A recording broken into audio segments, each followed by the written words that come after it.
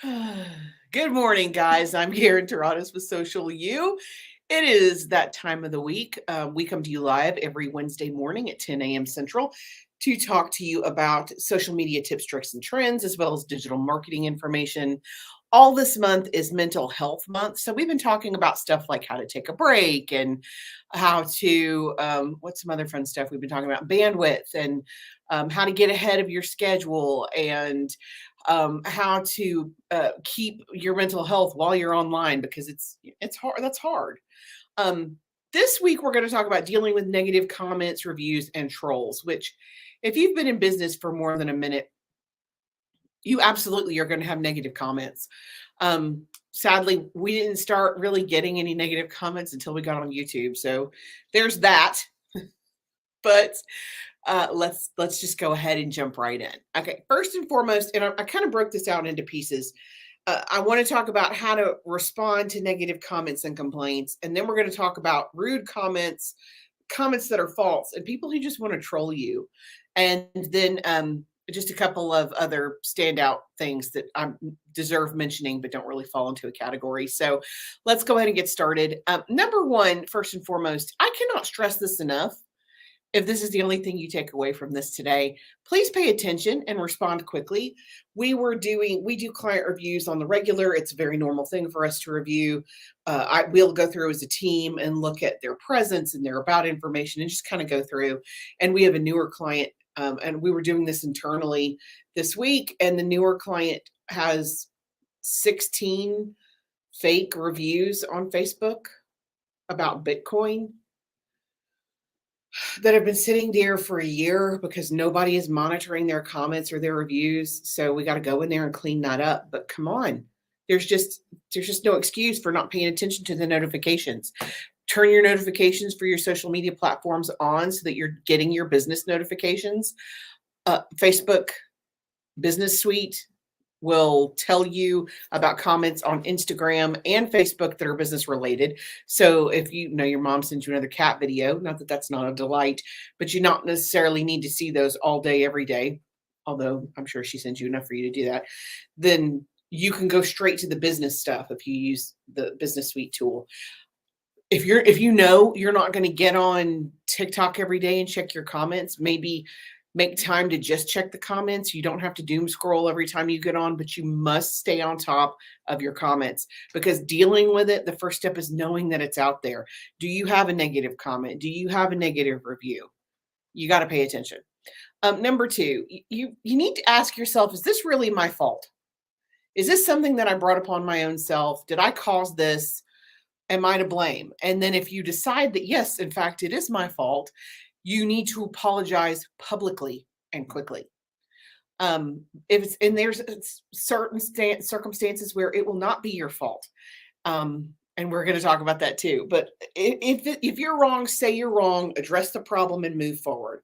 Then you want to move that conversation to private. You want to apologize publicly, correct it privately. So number three is move that comment, move that conversation so that it's in a direct message.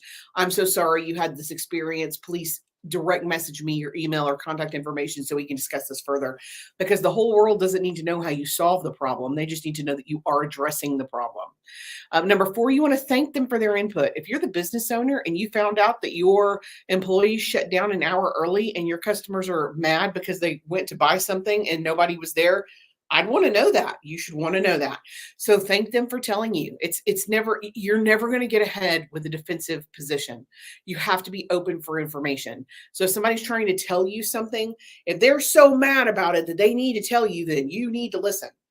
And this is all based on the assumption that these are valid complaints, valid issues, valid comments, negative comments. So if you're wrong, apologize, make it private as quickly as possible. Thank them for their input. You can do that publicly or privately. And then number five, you want to ask, so what can I do now? How can I fix this problem and make it better? And for someone who has 15 years of retail experience, 9 times out of 10 in customer service, when people just want to be heard. So you listen to them, you let them vent, you validate that you were wrong, you apologize. And then when you ask them what it is that they need, I'm telling you, 9 times out of 10, what they're going to ask for is less than what you were prepared to give them. Find out what they want before you promise the sun, moon, and stars. It's very, like, if we make a mistake, I'm happy to deduct off of invoices or skip an invoice entirely. I hate mistakes, so I want to make sure that the customer's happy on the other side.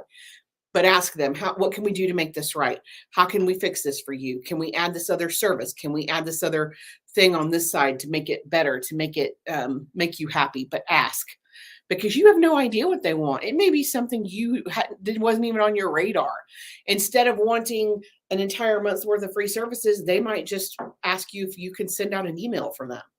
Or they might ask for an extra blog. It doesn't have to be fancy to be effective, but it definitely needs to be what the customer wants. So find out what they want. Number 6, do not delete negative comments. When you delete a negative comment or negative review, you're making it personal. You are transferring that from being a business issue to being a personal vendetta. Because when people feel like they're not validated and they're not being heard, they take it public. And small businesses can be destroyed in a matter of 60 seconds with a video that goes viral. So don't delete negative comments. Again, address it, apologize if it's true, and then make it private, but don't delete it. It's normal for businesses to have at least 1 or 2 negative comments. It's totally normal. People expect it. So don't delete the negative comments. You're going to make people angry, and then they'll start talking about you on their own personal profile, and you have zero control over that. You can't take that down. So don't make it personal. And I can tell you this from experience. When I very first started in social media, we were working on once upon a time when there was no Instagram, because once upon a time there was no Instagram and no Snapchat, and Facebook was the only, talk about the big dog, they were the only dog. LinkedIn was only for business people. So everybody was hanging out on Facebook. And we had a client who had thousands of followers, and somebody made a negative comment, and I told him not to delete it, and he did. And she wrote it back again, and he deleted it again.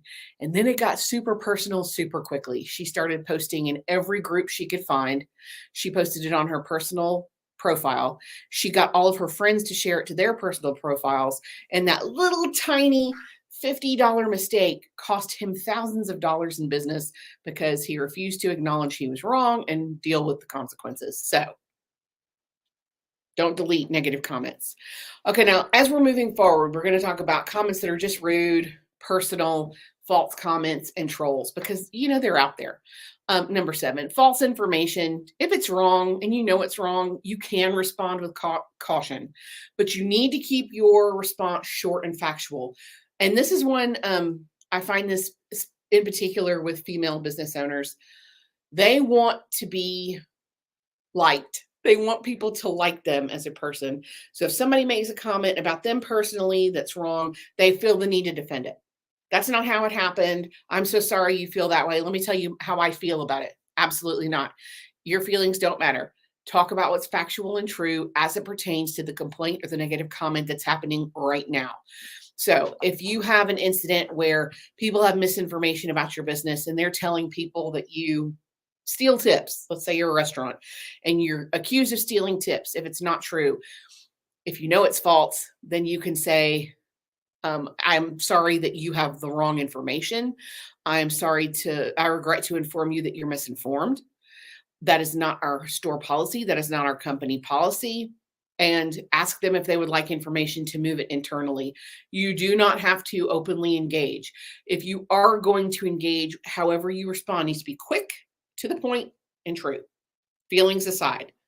100%. And a lot of people can't do that. Number 8, you cannot argue with crazy.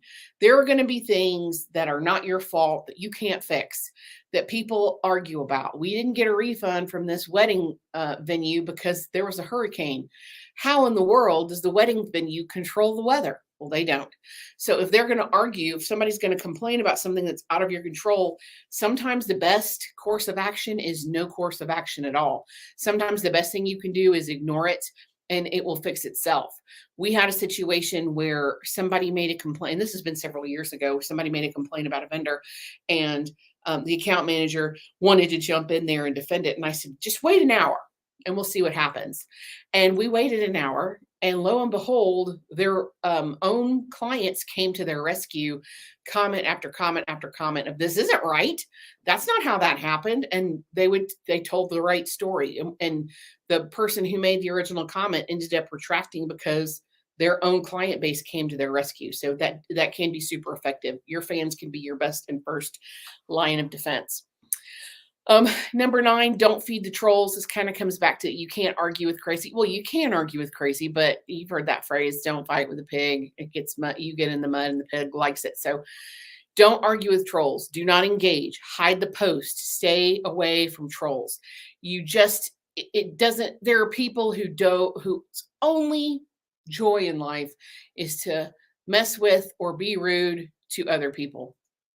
Becky says, just in case someone needs this, and it is, Becky, you're going to have to tell me, I'm just seeing the link. I'm not seeing a title. So let me know where we're sending these folks, and I'll post that real quick up here too. But don't feed the trolls. We have had some troll comments on YouTube where they attack my appearance, which is ridiculous.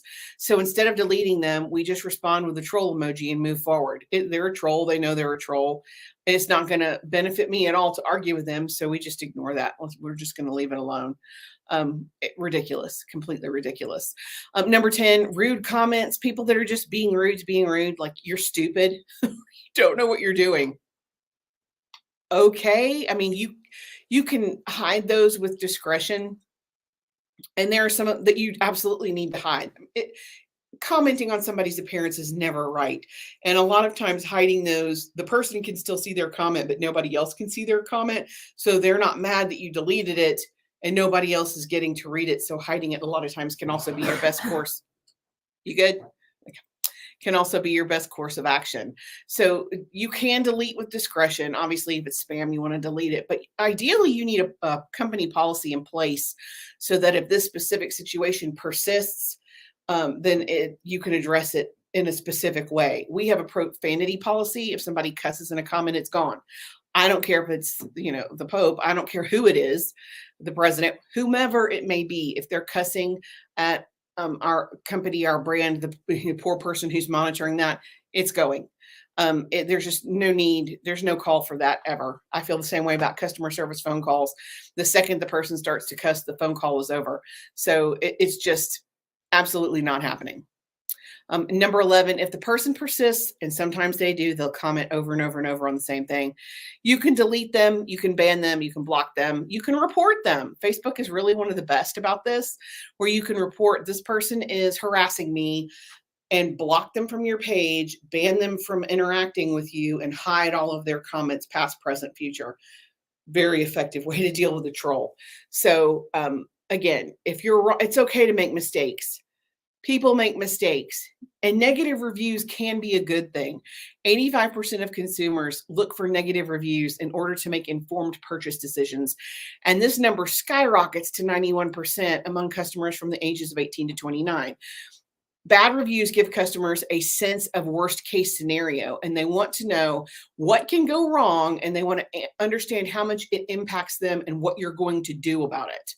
If you have too many positive reviews, it actually comes across as fake. It looks like you got your mom and sister and cousins and friends to go fill out reviews about your company just to say nice things about you. It's okay to have negative stuff sometimes. It does validate that you're a real company. And I can give you very many examples of things that were handled and very well. And people who came to the rescue. We've had that happen with our clients in the past, where other clients will come and put in a good word and kind of save them from themselves. So it does happen. We will have a schedule posted for June. I would love to say shortly, but that may not be true. Let's say by the end of the week, we'll know what we're going to talk about for June, and we'll have all of the weeks posted just in case somebody wants to know kind of what's coming. Down the pike. We are here to help. I want to know what you guys want to know. If there's a topic you're interested in, leave me a comment, send me a direct message. I want to address whatever is important or critical to you, so let us know. We're always available for questions. Of course, university is always open. You can ask questions there anytime you need, and someone is guaranteed to respond in 24 hours to make sure that you have what you need to have the answers you need. But I will be back, same bat time, same bat channel next week, 10 a.m. Central. We go live on YouTube, LinkedIn, and Facebook. And until then, I'm Caryn Taradas, and I'm here to help. Thanks.